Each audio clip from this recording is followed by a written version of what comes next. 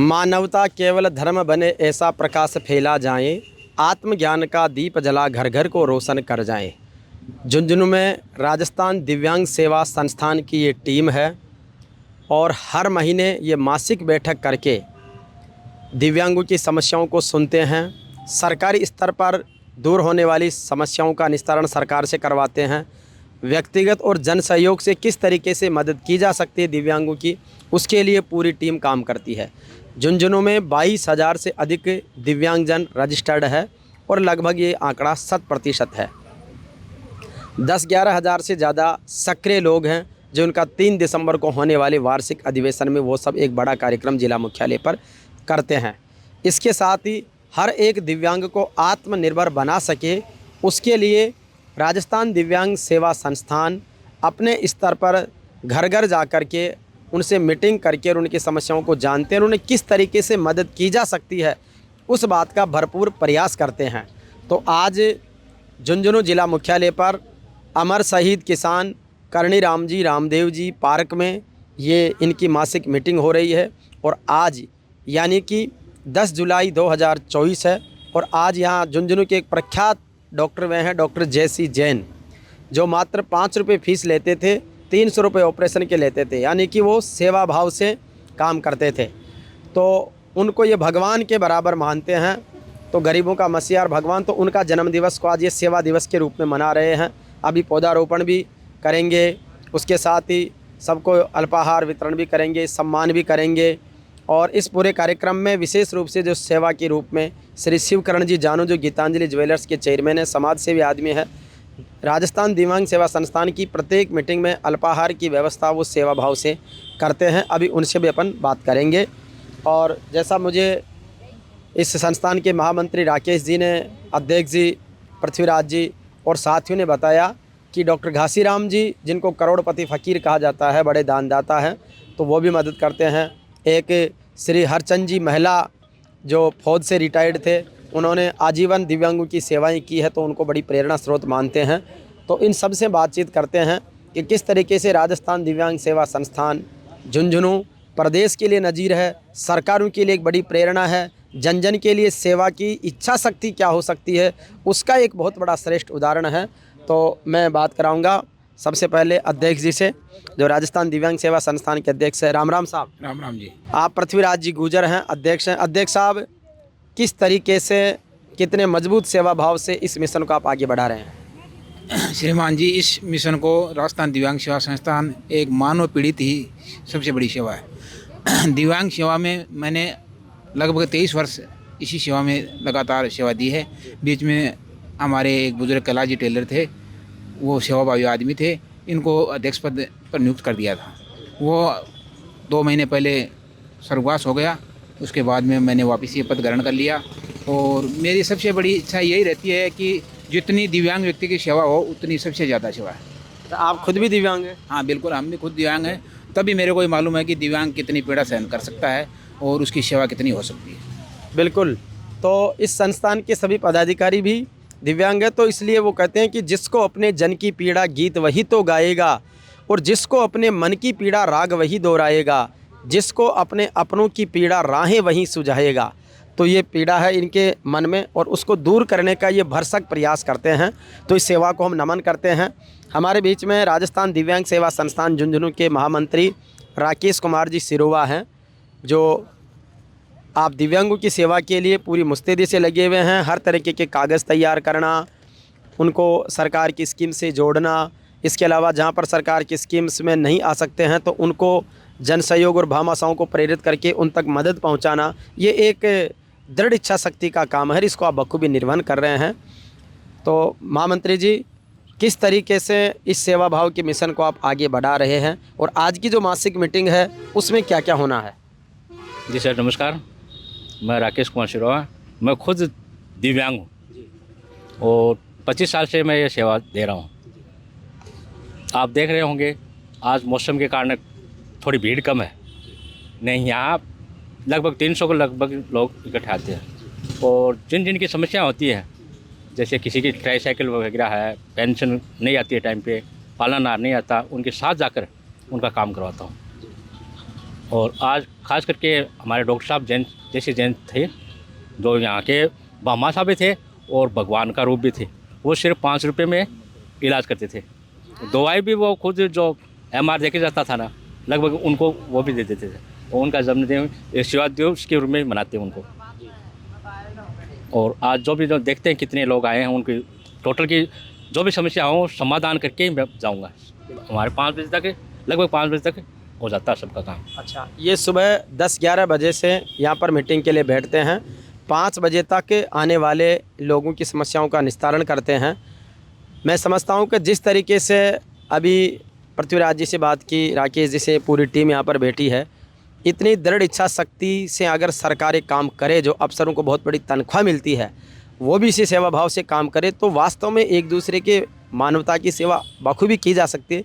लेकिन सरकारों में बैठे लोग संवेदनहीन हो जाते हैं, तब ये संवेदनशील लोग मानवता के लिए आगे आते हैं और इन कामों को आगे बढ़ाते हैं।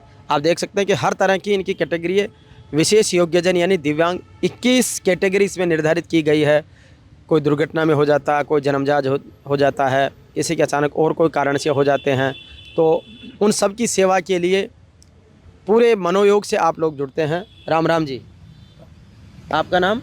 नंदलाल प्रजापति। ये नंदलाल जी प्रजापति हैं। ये अभी जैसे कोई नए सदस्य बनते हैं, आप संरक्षक हैं, तो नए सदस्य बनते हैं तो उनके लिए सदस्यता रखना, उनका रिकॉर्ड मेंटेन करना, और इनका सदस्यता शुल्क मात्र 20 रुपये है, वो भी सालाना है।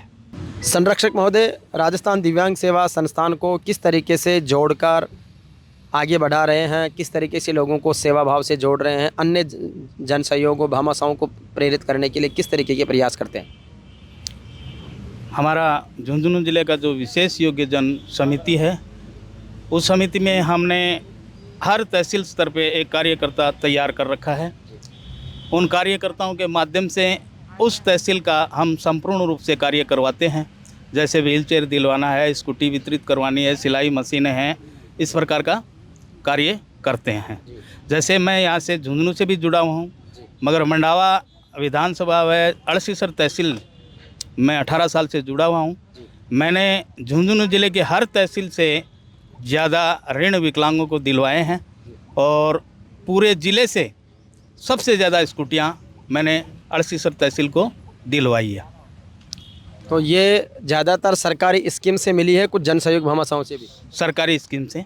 अच्छा, और अगर कोई सरकारी स्कीम में नंबर नहीं है तो उसको जन सहयोग से भी दिलवाते हैं? हाँ, जन सहयोग से प्रयास करते हैं। किसी अन्य विकलांग के पास जैसे पुरानी खड़ी होती है जी, तो उसको देते हैं। जैसे मेरे पास खड़ी थी TVS की स्कूटी, तो मैंने उस बहन जी को दी है।